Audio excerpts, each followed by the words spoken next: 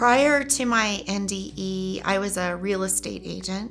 I was very focused on work and career. I was happy, I would say, but looking back now, I see that my life was missing something. It was still lonely and a little bit empty. And my NDE was on August 22nd, 2009. I was 34 years old. I woke up with a tremendous amount of pain, excruciating pain, and I was burning up with a fever of 106 degrees, and we didn't know what was going on. A family member took me to the hospital, and they were running tests and trying to figure out what was happening. I remember when I was in for my CT scan, they were trying to adjust my IV. I could feel myself detaching. I could feel myself coming out, and I would drift out almost the way you see a balloon start to drift away into the sky. But that pain kept pulling me back in. And after my CT scan, they brought me out into an area in the emergency room where we were just waiting for what was next. And that's when everything started happening, when I really started dying at that point. I started convulsing, and I could feel the veins on my head popping out. The pressure in my head and in my body was tremendous. The pain was excruciating. My fever was high, so I was burning up, but I was also freezing cold all at the same time. And I remember convulsing with my eyes closed, and I had the thought of, I don't know how much more of this I can take. I don't think I can take any more of this pain. It was at that moment that I completely disconnected from everything that was external and outside of me. The people that were around me, the medical staff, the machines that I was hooked up to at that point. I had no connection to it. I lost the knowing that it was even there. And I was still experiencing some of the pain, but not to the same degree as I had been.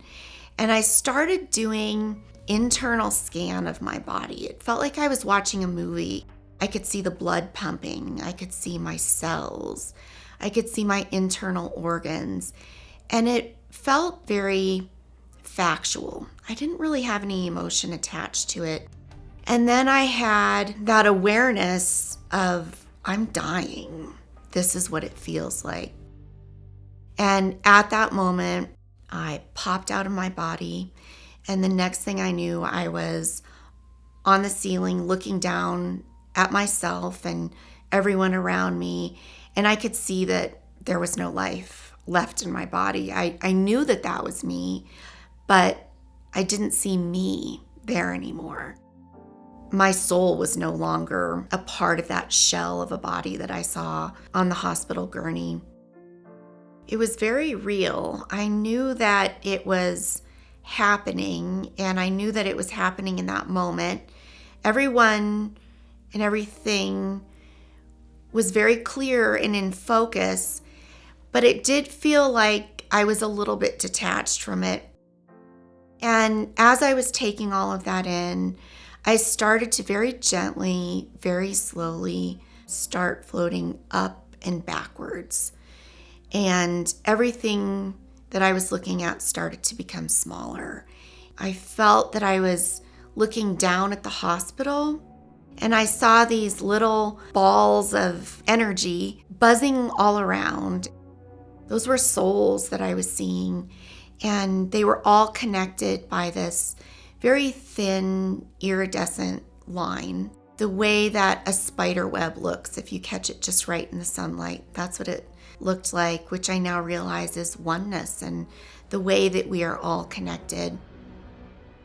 And I remembered the way that these souls were buzzing around didn't make sense to me, because I thought, why are they all running around like that? I didn't understand why they were all so busy. And as I continued to float backwards, I was moving a little faster at this point. It was happening very quickly now, where I felt like I was in this void or in outer space. It didn't feel scary, but it was black. Then I immediately felt myself go into the tunnel. And it was very black, very dark in the tunnel. I wasn't scared at all. I was moving very fast. It was exciting and it felt exhilarating. The tunnel ride was very quick, and I popped right out of the tunnel and I was immediately in the white light. The light was so bright and beautiful and powerful that it took me a minute to adjust and understand what was going on there too. As soon as I started to settle into it, I understood that it was heaven. I started to feel the light more and feel the energy of what that was. And I immediately felt this overwhelming sense of unconditional love. Love like I have never felt before. No matter what I had been through in my life, no matter what I had done, it was just complete love for me. I was bathing in it. It was wrapped around me, and it made me feel valued, appreciated, and accepted. The next thing I felt was an overwhelming sense of peace, that everything was okay and that everything was right, that all was well. I was getting a healing. I started to notice all the areas in my soul or in my energetic space where there were wounds or there were holes, and all of those areas were starting to get filled in, and they were getting filled in with love.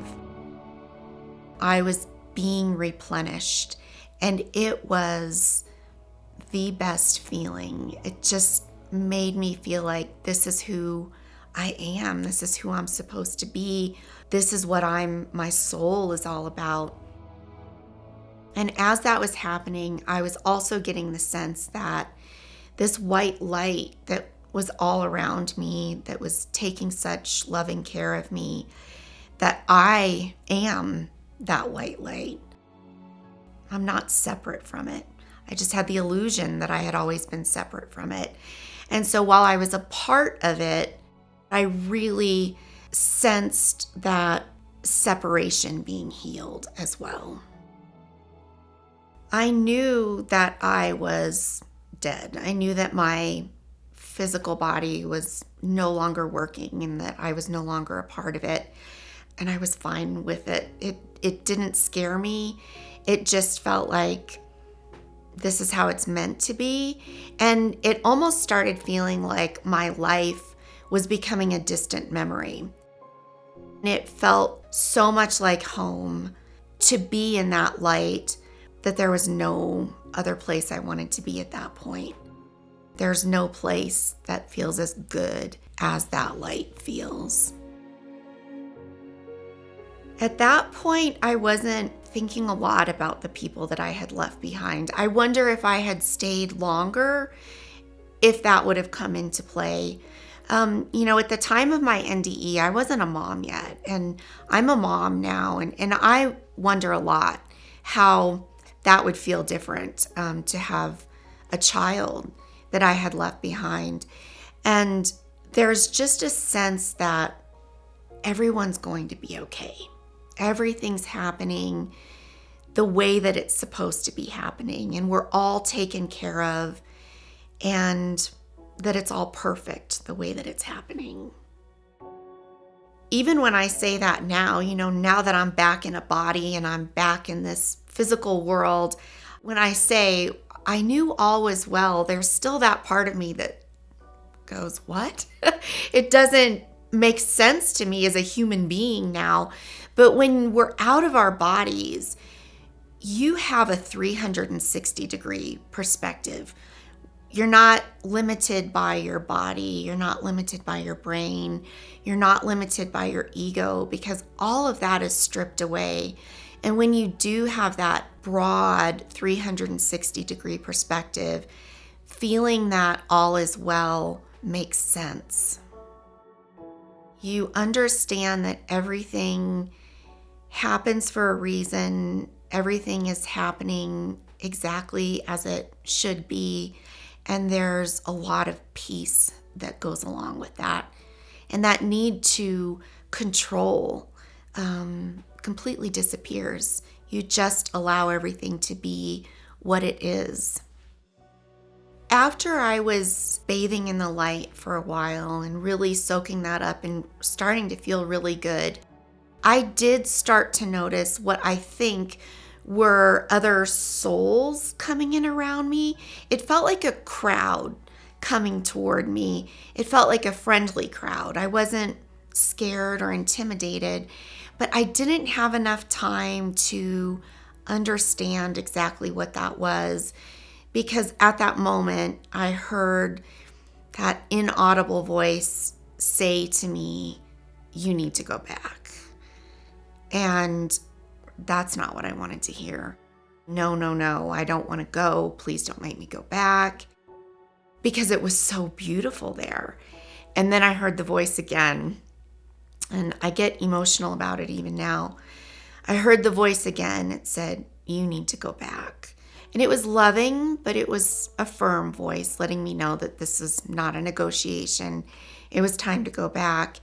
And I persisted with the protesting. I said, "No, please don't make me go back." And right at that moment, I felt almost like I was nudged back into the tunnel. And I went backwards very fast into the tunnel, very quickly back into my body. And I entered my body through the top of my head, and it felt like I was being sucked back into my body. And I felt the pain returning, but it was very quick. It was just enough for me to know I'm back in this world. And then I don't remember anything for several hours after that. When I woke up in pre-op, this was on a weekend, and it was very late at night. I think it was at about 9 or 10 p.m. That part of the hospital was very empty. I knew that I had died. I knew that I had gone into this beautiful white light that loved me. But when I opened my eyes, I was receiving last rites. And I thought, this is odd. And it didn't make sense to me. And I was also trying to understand what was going on around me. I was trying to figure out what the physical world was about, because it was almost like I had lost the memory of what these machines were and what all these people were doing. But I wasn't able to communicate verbally at that point. But as I was receiving last rites, I had all these people around me. And the way people look at you when they think you're going to die, I've never been looked at like that before in my life. Family members and my doctor, my surgeon, I remember especially, the look that they get in their eyes, I've never seen that before. And I remember feeling their pain and concern, and I wanted to say, "What are you guys worried about? If I was supposed to die, I would have been dead before. I wouldn't have been sent back." But I wasn't able to communicate that at that time. And the next morning when I woke up, my fever had been 106, but it went down to 94 degrees, which is very dangerous. The doctor explained to me that I had a kidney stone that had become lodged in my ureter, and it was stuck. And so everything, all of the toxins that were meant to filter out were going back into my bloodstream. My entire blood supply had become infected, and I had gone into septic shock. They were saying the next 24 hours were critical. We needed to watch what was going on with my internal organs.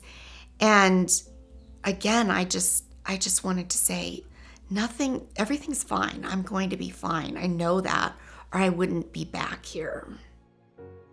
I was still very sick though. I was still having a lot of physical pain and a lot of physical problems. But I was having this dance with myself where I was kind of floating out, and then I would float back in. It was almost like I was trying to work my way back into my body fully. And I was uncomfortable with everything around me that was man-made. The machines that I was hooked up to, the supplies that were there in the hospital. And the only thing that felt okay to me at that point were the people. that were around me. I could identify with other souls. And I was very fortunate to have a big window in the hospital room that I was in that had beautiful trees outside of it. And I spent a lot of time just staring at those trees because that was what I was truly connecting with. That nature is what felt the most like that white light to me. I was sick for about 3 months after that. I had surgeries that followed. My adrenal system was really taxed by everything it had been through, and I was experiencing extreme exhaustion because of that. I was also still taking a lot of pain medication, and I had the effects of my NDE. I was recalling what had happened, and I knew that it was very real. And I tried to talk to a couple of people about it, 2 people that I was very close to, and they rejected it. I think it's because when your family or someone that loves you watches you die, that's very traumatic for them. And then they see you recovering and see you starting to feel better. I don't think that they wanted to hear about death, and they didn't want to hear about the white light. And then I also made the mistake of mentioning it to my surgeon, and he laughed at me. And so I just kept quiet about it during that time. And doubts started to creep in. I was on heavy duty pain medication. And I thought, maybe I'm having these recollections and these experiences as a result of the pain medication. Maybe once I'm off the pain pills, life will just go back to normal again. But as soon as I was fully recovered, fully off the pain medication, things became more intense. The memory of the white light, the memory of everything that led up to going into the light became more intense. And what I now realize is pain medication was clouding everything for me and muting everything for me. And as soon as I was off of all of that, things started to become crystal clear, and the memory of what happened and how extraordinary it was really started to sink in.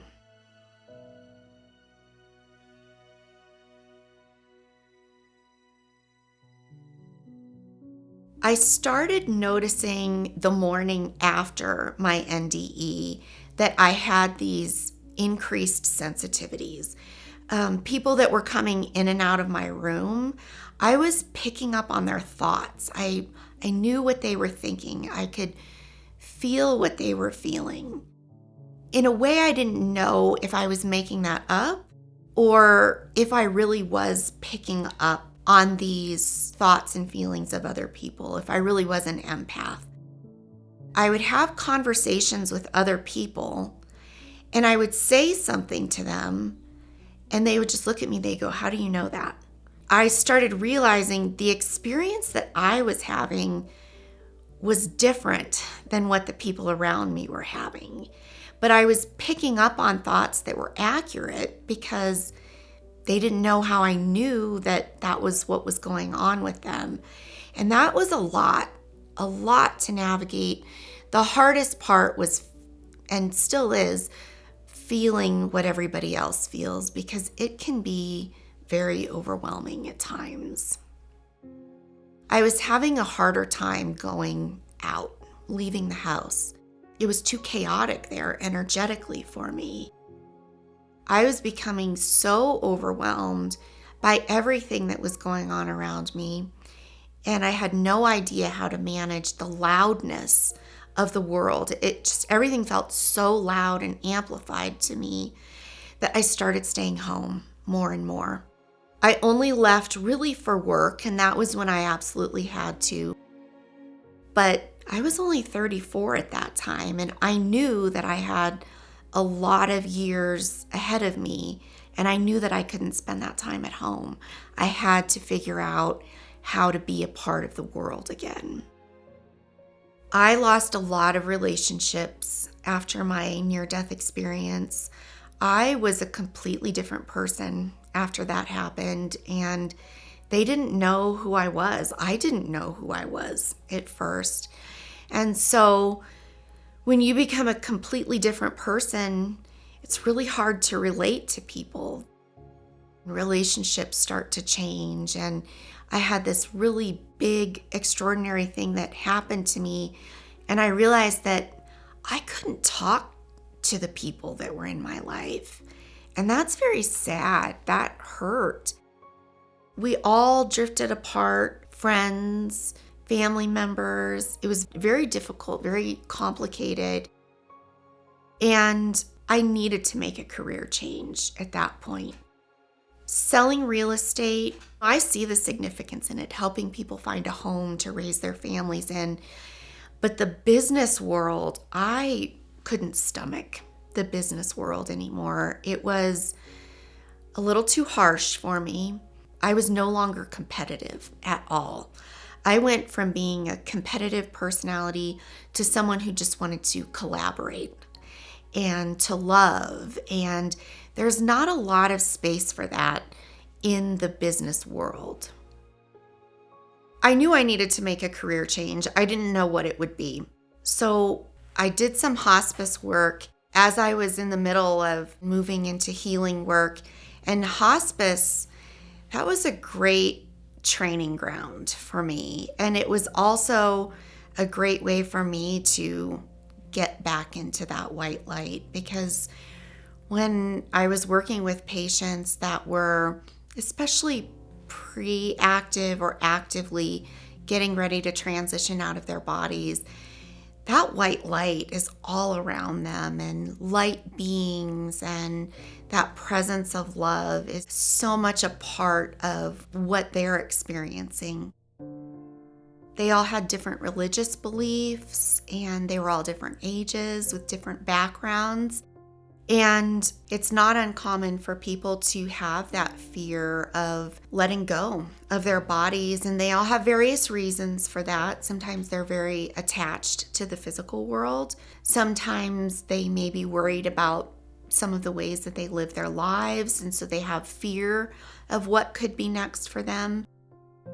But no matter what, as soon as they're 24 hours out from passing, they're all peaceful. And they're all beginning their transition at that point, and they're feeling that love. They're in process at that time, and the peace really sets in. I remember I worked at an inpatient hospice facility, and I would always go at night on the weekdays because it was very quiet then, and that's when I liked to go in to work the most. But there was one morning, I think it was a Sunday morning, where I got a call from the director. She said, "Jane, is there any way that you can come in? We've got a gentleman here who hasn't had a single family member or friend come to visit him. He's been alone this whole time, and we feel sorry for him. Can you just come and sit with him and hold some space for him?" And she said, "He's not conscious, but I know that he'll feel you there." And I remember when I walked in the room, I could feel that peace. I could feel that love. I could feel that presence there for him. And we knew that he would probably pass by the end of that day. We knew it was very, very soon.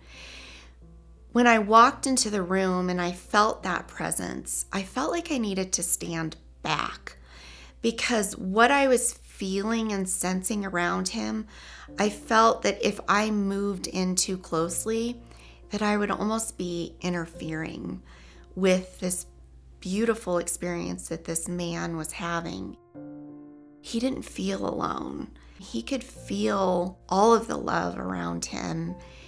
I wasn't needed at that point, and I watched for a little while, and then I felt like it was my time to walk out of the room and to let his soul have that moment, because he didn't have anybody coming to see him.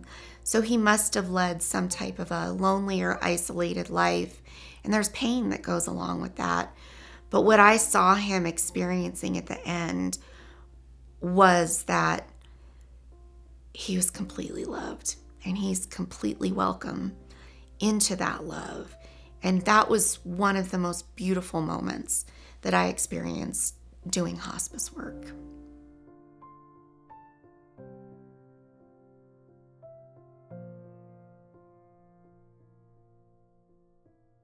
I needed to do my own healing work and experience my own healing before I was able to fully move into this.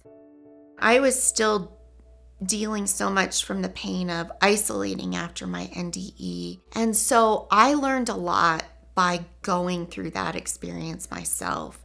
And I started realizing that I was able to move energy. And that scared me at first. I didn't know what it meant, and I didn't know how to do it, and I didn't know who to talk to about it. And a therapist that I was seeing, I remember her saying to me, she said, "Jane, when you talk, I can feel that white light. I can feel the qualities of that white light coming out of you." And she said, "I bet you one day you're going to be able to fill a whole room with the energy of that white light." I was intimidated by that, but I thought that would be amazing if I could do that. And she said, "You need to start practicing." And I thought, I don't know what that means to start practicing, but I just started playing around with it and, filling up a corner with white light, just channeling really, but feeling that come through me and trying to fill up a space energetically with it. And it took a lot of practice and fine tuning. But once I was able to do that, I started to realize that I could do that with my own energetic space and with other people's energetic space. And I wanted to be really responsible about it. And so I took classes with healers that I really trusted, healers that are very ethical. And Reiki was the first thing that I did. I just learned how to use my body and my nervous system almost as a map for what other people are experiencing. And then learning how to move out what's not working anymore, what's low vibration or what's harmful or what is trauma, how to process that and move it out and then fill it back up with love. That's what I got during my NDE. And it took me, I would say, at least a few years of really diligent practice to start feeling okay with doing that for other people. So that's how it got started. And then it just evolved in ways that I couldn't have dreamed up if I had tried. It was donation only healing work. And people started telling me, you need to start charging. And I was very resistant to that. But they were saying that because they were sharing with me how this energy work was making them feel better. And maybe they had done years and years of talk therapy, but this was the missing piece. This was what was lasting. The energy healing that I got during my near-death experience, that was what really worked and really changed and impacted my life. The white light has the answers to all of our questions that we didn't even know that we had. Once I got into that white light, a lot of the questions that I had didn't even seem to matter anymore, but the answers were still there. Everything just made sense. And all of that love that is a part of who we are and where we came from, that's the answer to everything, because love is the best healer that there is. So any way that we can tap into that white light, what we're doing is we're tapping into love and we're tapping into healing and we're tapping into peace. All of our worries just melt away there. The intuitive and psychic part of the healing work that I do, it all goes hand in hand. I couldn't do the energy work that I do without having heightened or sharpened intuition, because I'm really tapping into the subtleties of everybody's energetic space and feeling into everyone's blind spots, seeing what they don't see, what is deeply unconscious or subconscious for them. And that's why the intuition is so important in my work. And intuition has become a very important part of my life too, because that has helped me live more from a heart-centered space and drown out the voice of ego that led me astray so many times and really caused a lot of destruction in my life. So, step one for tapping into your true self, the wisdom of your true self and your higher self or your soul, is to quiet everything else down. We didn't come into this world with egos. We came in as our true self, but we had to develop the ego to survive. And so, ego is always talking to us. It's who we think we are. And there are all of these running scripts and unconscious, subconscious reels, thoughts that are going on. It's mental chatter, and a lot of it is on autopilot. And once you can start listening to that, you'll start to realize that those messages ego is feeding you aren't helpful. Ego talks over that intuitive voice. And so learning to name those thoughts as ego is step one to getting closer to your true nature and the intuitive voice. Because once you can drown out the voice of ego, that subtle and peaceful and loving, intuitive voice gets a chance to be heard. So any type of quieting practice that you can do, there are all different forms of meditation. Mantra meditation, that's what I like to do. I use a mantra. That's not for everyone. Some people like to do meditative prayer. Breath work is a form of meditation. Anything that you can do that's a quieting practice to still your heart, to quiet your mind, that will bring you so much closer to the light, so much quicker than anything else that you can do. It's a little bit every day, and it will change as you change and as you heal and evolve and grow. Your quieting process will evolve right along with you.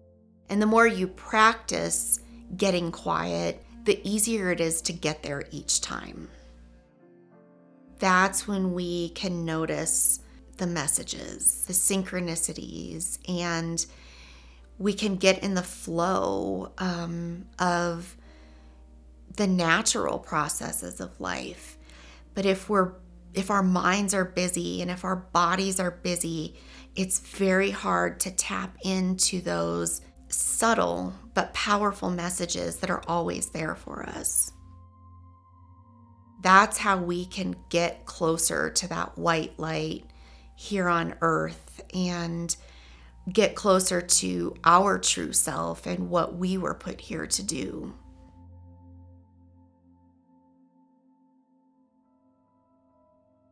A lot of times people will ask me if God or if the light is so good and so loving, why is there suffering here?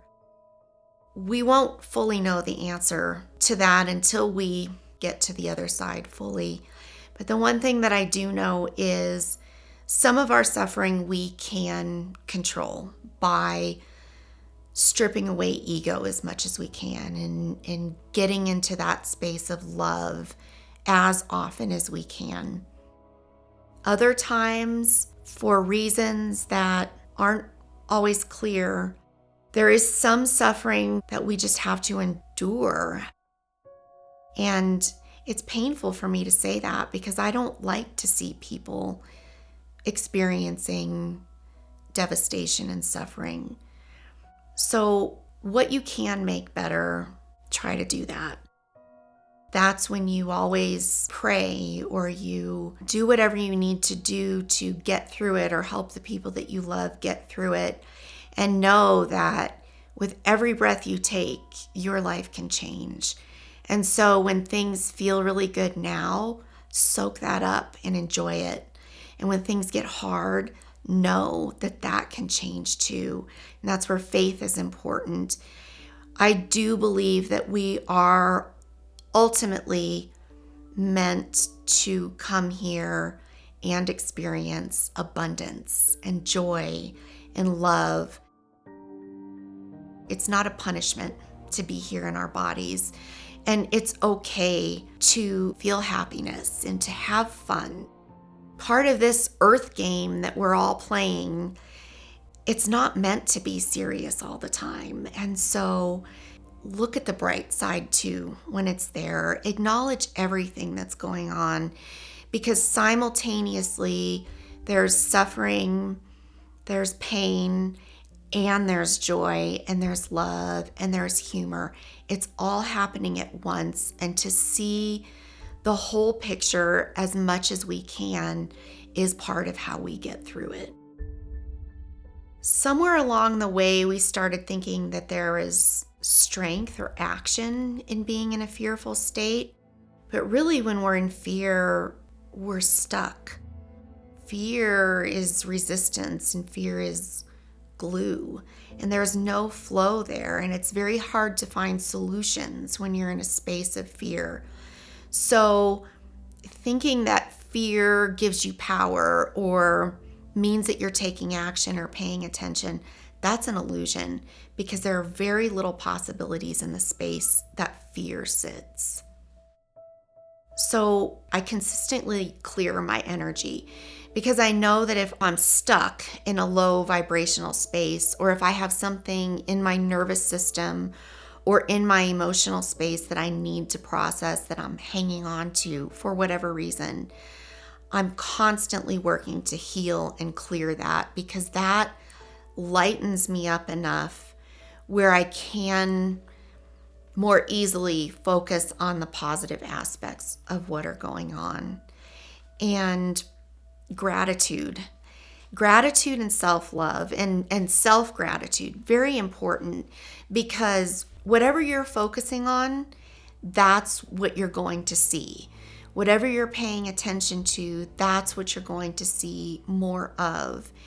And a gratitude practice is really important first thing when you wake up, because you are in a state of mind where you're going to really absorb whatever's happening. And if the first thing you do is reach for your phone and check your emails, you're probably going to have a chaotic day. If you, when you wake up in the morning, can lie in bed and think of 5 things that you're grateful for, that sets the tone for the entire day. And I don't know why it's so hard for all of us to get into that practice, but give it a try, because I've noticed the days that I do that, it's better. And I can see more of the positive, and things just start to happen. And things just start to flow my way better than I could have even tried to create for myself. And that's why gratitude is important. Self-love is incredibly important too, because whatever is in your heart is what spills out to others. And if you're telling yourself awful things about yourself or being critical about yourself, that spills out into the world. And so taking some time to appreciate yourself and notice the beauty in yourself.